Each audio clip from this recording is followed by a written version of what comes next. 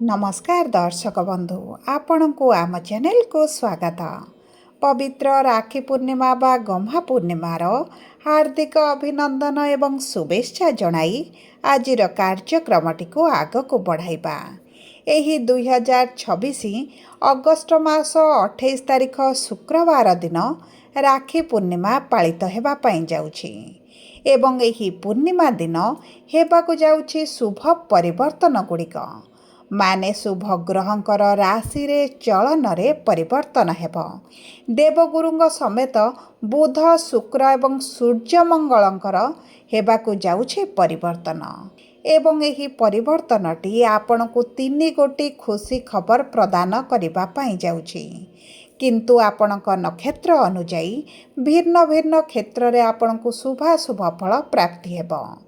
किछि व्यक्ति मानकु आर्थिक क्षेत्र रे शुभ फल मिलिबा बेले किछि व्यक्ति मानकु पारिवारिक स्तर रे शुभ फल प्राप्ति हेब एवं किछि नक्षत्रर व्यक्ति विशेष मानकु निजर प्रेम संपर्क एवं दाम्पत्य जीवन रे क्यारियर रे सुख समृद्धि प्राप्त हेबा पई जाउछि। तेबे विलंब न करी आसंतु कार्यक्रमटी को आग को बढ़ाइबा एवं जानिबा आपणक जीवन रे ही राखी पूर्णिमा परे नक्षत्र अनुजाई केउ क्षेत्र रे शुभ फल प्राप्ति हेब।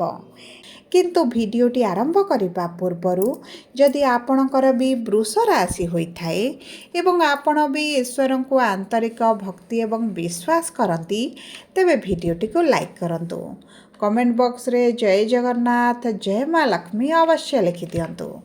ता सहित आम सह जोगाजोग करिबा पई वीडियोर मध्य भाग रे एक व्हाट्सएप नंबर टिए दिया जाइछि। जो नंबर साहाय्य रे आपण आम सह जोगाजोग करी निजर नूतन कुंडली प्रस्तुत करि परिबे, नूतन जातक बनाई परिबे किंबा आपणकर चाकरी विवाह व्यवसाय प्रेम संपर्क शिक्षा स्वास्थ्य संतान को नहीं किछि समस्या रहिछि ताहार सहजरे एवं स्वल्प मूल्य रे समाधान करि परिबे। सेतिपई आपण आम सह वीडियोर शेष पर्यंत जोड़ी होई रुहंतु एवं व्हाट्सएप नंबर माध्यम रे आम सह जोगाजोग करी खूब कम मूल्य रे आपणक समस्यार समाधान करंतु।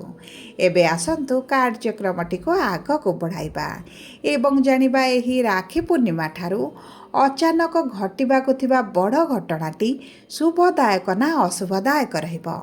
देखंतु आपणकर कुंडलीर रस्याधिपति जेहेतु षष्ठ भाव रोग ऋण रिपुर भाव रे अछंती एवं आपणकर मनस्कामनार भाव प्रॉफिटर भाव रे शनि विराजमान करिसंती।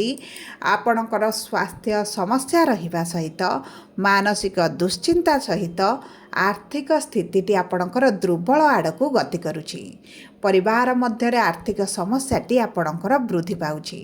आपण ऋण आनिछंती लोन करिछंती किंतु आपण ऋणटी को सुझी पारु नाहंती। जेते सुझिले मध्य आपणक ऋण बढ़ी चलिछि मध्य कमिबार नाम मध्य धरु नाही एवं ता सहित देखंतु आपणकर आय रहिछि किंतु व्यय मध्य आपणकर बढ़ी चलिछि। आपणकर सेविंग्स हेई पारुनी, आपण अर्थ संचय करि पारु नाहंती। परिवार रे खुशीर वातावरण अनुभव करू नाहंती। शिक्षा क्षेत्र रे विद्यार्थी मान तो बहुत अधिक समस्या दे गति करूछंती, मानसिक स्ट्रेस रे रहुछंती एवं एक प्रकार अनसैटिस्फैक्शन मध्य अनुभव करूछंती। आपणकर अजथा खर्च हेबा सहित आपण बारंबार चाकरी प्राप्ति पई चेष्टा करी आपण निराशता देखुछंती, विफलता मध्य देखिबा को पडुछि। देखंतु बहुत गुड़िए वृष राशि व्यक्ति विशेष माने संतान को नहीं बहुत अधिक चिंतित रहिछंती। संतान प्राप्ति रे बाधा, संतान को क्यारियर को नहीं चिंता एवं देखंतु आपणकर व्यवसाय हेउ आपणक व्यापार वाणिज्य रे मध्य पूर्वर जो भली आपणकर लाभ हेउथिला वर्तमान समय आपणकर से भली लाभ मध्य देखु नाहंती। एक प्रकार रे लॉस मध्य गला भली आपण अनुभव करूछंती। प्रेम जीवन रे मध्य समस्या बढ़िछि, दूरता बढ़िछि, तृतीय लोकंक हस्तक्षेप मध्य बढ़िछि। दाम्पत्य जीवन रे छोट कथा को नहीं कलह मनमालिन मतभेद लागी रहिछि। तबे देखंतु एही भली जहा भी समस्या आपणक जीवन रे चालुछि शनिकर एकादशस्थ हेबा एवं रस्याधिपति आपणकर पीड़ित हेबा कारणरू किछि ना किछि समस्या मध्य दे आपण गति करूछंती। किछि ना किछि अभिलाष आपणकर अधारे रहि जाउछि। तेबे एही राखी पूर्णिमा परे सेही सब क्षेत्र गुड़िकर आपण किछि ना किछि शुभ परिवर्तन देखिबा पाई जाउछंती। ତେବେ ଆସନ୍ତୁ ବିଳମ୍ବ ନ କରି ଜାଣିବା କୃତ୍ତିକା ବୃଷ ରାଶି 3/2 ବୃଷ ରାଶିର ବ୍ୟକ୍ତି ବିଶେଷମାନଙ୍କର ସୂର୍ଯ୍ୟ ହେଉଛନ୍ତି ନକ୍ଷତ୍ରାଧିପତି। ବିରାଜମାନ କରିଛନ୍ତି ଚତୁର୍ଥ ଭାବରେ, କେନ୍ଦ୍ର ଭାବରେ ଏବଂ ସ୍ୱରାଶିରେ। ଦେଖନ୍ତୁ ଏହି ସମୟ ମଧ୍ୟରେ ମାତାଙ୍କର ସ୍ୱାସ୍ଥ୍ୟରେ ସମସ୍ୟା ଦେଖାଯିବ। ଆପଣଙ୍କର କିଛିଟା ଘର ରିନୋଭେସନ୍ ପାଇଁ ହେଉ, ନୂତନ ଗୃହ କାର୍ଯ୍ୟ ପାଇଁ ହେଉ, କିଛି ନା କିଛି ଅର୍ଥ ଖର୍ଚ୍ଚ ହୋଇଯିବ ଏବଂ ତାହା ସହିତ ସୂର୍ଯ୍ୟଙ୍କର ସପ୍ତମ ଦୃଷ୍ଟି ଆପଣଙ୍କ ଦଶମ ଭାବକୁ ଥିବା କାରଣରୁ କର୍ମକ୍ଷେତ୍ରରେ ଆପଣଙ୍କ ବାଣୀ ଉପରେ ବହୁତ ଅଧିକ ନିୟନ୍ତ୍ରଣ ରଖିବାକୁ ପଡ଼ିବ। ଏହି ସମୟ ମଧ୍ୟରେ ଆପଣ ନିଶ୍ଚିତ ଭାବରେ କଳ ବଳ କୌଶଳ ଲଗାଇ ଆପଣଙ୍କର ଯେକୌଣସି କାର୍ଯ୍ୟ ପେଣ୍ଡିଂ ରହିଛି, ଚିନ୍ତା ରହିଛି, ସେହି କାର୍ଯ୍ୟଗୁଡ଼ିକୁ ଆପଣ ସମ୍ପୂର୍ଣ୍ଣ କରିଦେବେ। କର୍ମକ୍ଷେତ୍ରରେ ମାନ ସମ୍ମାନ ବୃଦ୍ଧି ପାଇବ। ଊର୍ଜାବାନ ହୋଇ ଆପଣଙ୍କର କାର୍ଯ୍ୟଗୁଡ଼ିକ ସମ୍ପୂର୍ଣ୍ଣ ଭାବରେ ସମାପ୍ତ କରିବେ। କିନ୍ତୁ ଆପଣଙ୍କର ଶୁକ୍ର ଯେହେତୁ ସ୍ୱରାଶିରେ ଷଷ୍ଠ ଭାବରେ ଅଛନ୍ତି, ଆପଣ ଯଦି ଲୋନ୍ ପାଇଁ ଆପ୍ଲାଏ କରିଛନ୍ତି ତେବେ ସେହି ସବୁ କ୍ଷେତ୍ରରେ ଭାଗ୍ୟ ସାଥ ଦେଉଛି। ଆପଣଙ୍କର ଲୋନ୍ ପାସ୍ ହୋଇଯିବ। କିନ୍ତୁ ଆପଣଙ୍କର ଗୁପ୍ତ ଶତ୍ରୁମାନେ ବୃଦ୍ଧି ଘଟିବେ। ଆପଣଙ୍କ ପରିବାର ସ୍ତରରେ ହେଉ, ଆପଣଙ୍କ କର୍ମକ୍ଷେତ୍ରରେ ହେଉ, ଏହି ସମୟ ମଧ୍ୟରେ କିଛି ସମ୍ପର୍କ ମଧ୍ୟ ଆପଣଙ୍କର କଟିପାରେ। ଭାଇ ଭଉଣୀଙ୍କ ସହିତ ସମ୍ପର୍କ ଆପଣଙ୍କର ମଧୁର ରହିବ। ପୂର୍ବରୁ ଯଦି କିଛି ସମସ୍ୟା ଚାଲିଛି ତାହା ଧୀରେ ଧୀରେ କମିବା ଆରମ୍ଭ ହୋଇଯିବ। ଯଦି ଆପଣ ଅନଲାଇନ୍ ରିଲେଟେଡ୍ କିଛି କାର୍ଯ୍ୟ କରୁଛନ୍ତି କିମ୍ବା ଅନଲାଇନ୍ ରିଲେଟେଡ୍ କିଛି କ୍ୟାରିୟର ବନାଇବା ପାଇଁ ଚାହୁଁଛନ୍ତି ତେବେ ଭାଗ୍ୟ ଆପଣଙ୍କ ସାଥ ଦେଉଛି। ଏହି ସମୟ ମଧ୍ୟରେ ଯଦି ଆପଣ IT ଫିଲ୍ଡ, AI ସେକ୍ଟର ପାଇଁ ଆପଣ ଚେଷ୍ଟାରତ ଅଛନ୍ତି କିନ୍ତୁ ଆପଣଙ୍କୁ ଏତେଟା ସଫଳତା ମିଳୁନାହିଁ, ତେବେ ଆପଣଙ୍କୁ ଏହି ସମୟ ମଧ୍ୟରେ ଚାକିରି ପ୍ରାପ୍ତି ହେବାର ବହୁତ ଅଧିକ ସମ୍ଭାବନା ଅଛି। ବିଦ୍ୟାର୍ଥୀମାନଙ୍କୁ ଶିକ୍ଷା କ୍ଷେତ୍ରରେ ଆଶା ଅନୁରୂପକ ଫଳ ପ୍ରାପ୍ତି ହେବ। ଭାଗ୍ୟାଧିପତି ଆପଣଙ୍କ ଏକାଦଶ ଭାବରେ ଥିବାରୁ ଭାଗ୍ୟ ଆପଣଙ୍କର କିଛି କାଂଶରେ ଯେଉଁ ବିଳମ୍ବ କରାଉଥିଲେ, ଅଚାନକ ବାଧାବିଘ୍ନ ସୃଷ୍ଟି କରାଉଥିଲେ, ସେହି ସବୁ କ୍ଷେତ୍ରରେ ଆପଣ ଶୁଭାଶୁଭ ଫଳ ପ୍ରାପ୍ତି କରିବେ। କିନ୍ତୁ ଆପଣଙ୍କ ସୁଖ ସୁବିଧାରେ କିଛି ନା କିଛି ତ ବାଧା ବିଘ୍ନ ଆପଣ ଅସନ୍ତୁଷ୍ଟ ଅନୁଭବ କରିପାରନ୍ତି। ନିଦ୍ରାରେ ଆପଣ ସମସ୍ୟା ଦେଖିପାରନ୍ତି। ଟିକେ ମାନସିକ ଦୁଶ୍ଚିନ୍ତା ସହିତ ଆପଣଙ୍କ ମୁଣ୍ଡ ବ୍ୟଥା ଭଳି ସମସ୍ୟା ମଧ୍ୟ ଦେଖାଦେଇପାରେ। ଆପଣଙ୍କର ଏହି ସମୟ ମଧ୍ୟରେ ଖାଦ୍ୟ ଡାଇଜେସନକୁ ନେଇ ମଧ୍ୟ ସମସ୍ୟାଟି ଦେଖାଦେବ। ସେ ଦିଗ ପ୍ରତି ଆପଣ ଦୃଷ୍ଟି ଦେବେ।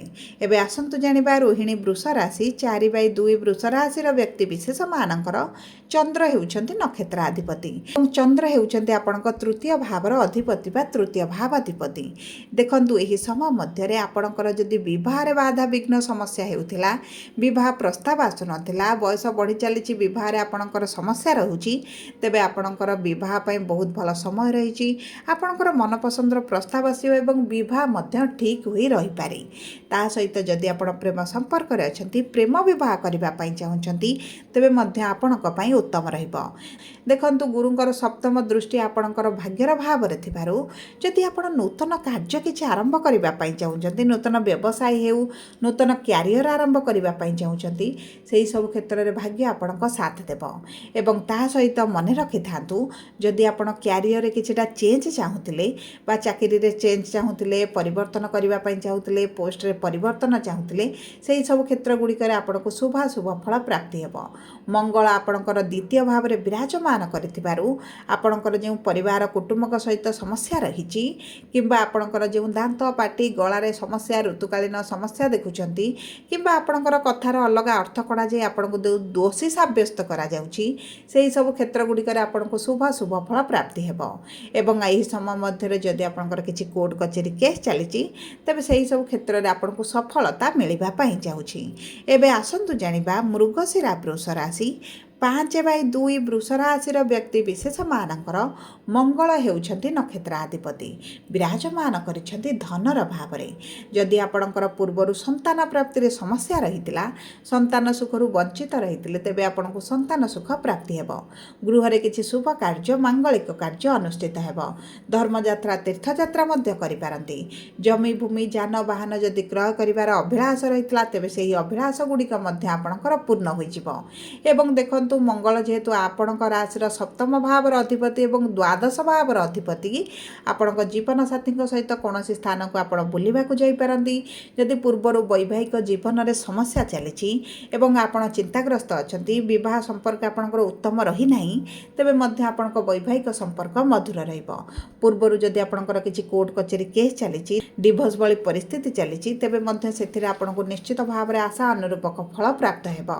ଏବଂ ତା ସହିତ ଆପଣଙ୍କ एकादश भाव शनि जेहेतु विराजमान करिसेंती आपणकर जो प्रॉफिट कमी जाइछि एवं राहु जेहेतु आपणक दशम भाव अछंती आपणकर धीरे धीरे कर्म क्षेत्र में परिवर्तन सहित शनि जेहेतु दशम भाव को प्रभावित करुछंती आपणक परिश्रम सहित आपणकर रोजगार रे मध्य वृद्धि घटिबो।